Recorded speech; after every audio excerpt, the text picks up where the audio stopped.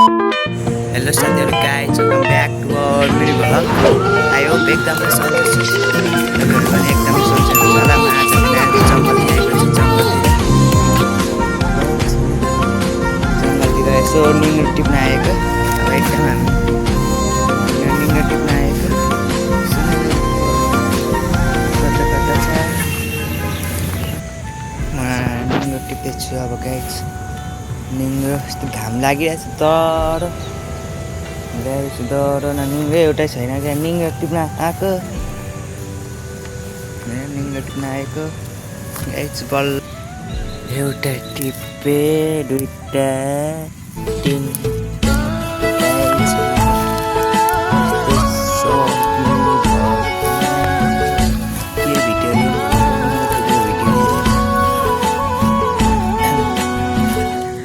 यो जङ्गल हो नि।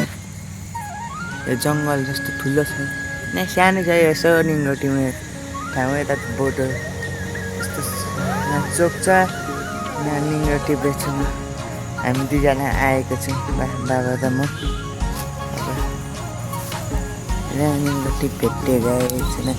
दुईवटा दामी दामी निङ्गो रहेछ एकदम। दामी मधेसमा पनि यस्तो दामी निङ्गो पाउँछ भनेर थाहै थिएन मलाई।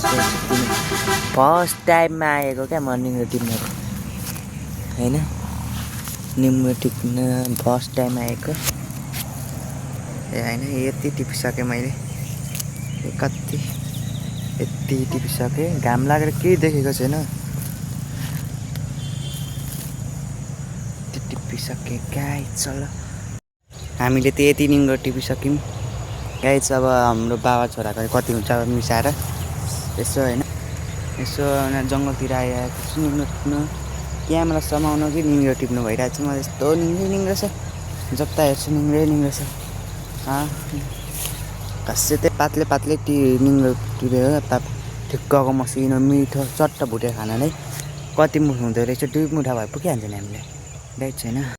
हामीले त यति टिपिसकेको छौँ बाउ छोराको गाइस। यही ठाउँमा हो, तपाईँ पनि निङ्गो टिप्न आउनु होला गाइस। अब हाम्रो घर जानलाई रेडी छु, बजारतिर जान्छु।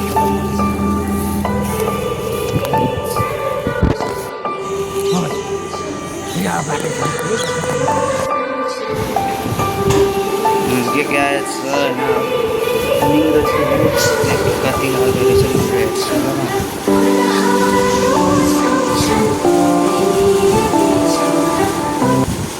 निङ्गो डर आएछ त आज। दामी दामी निङ्गोहरू गाइस। घरमा पनि आइसक्यौँ। खोर्सानी टमाटरहरू पिसिसक्यौँ। लाइक कमेन्ट सेयर गर्नु चाहिँ नबिर्सिनु।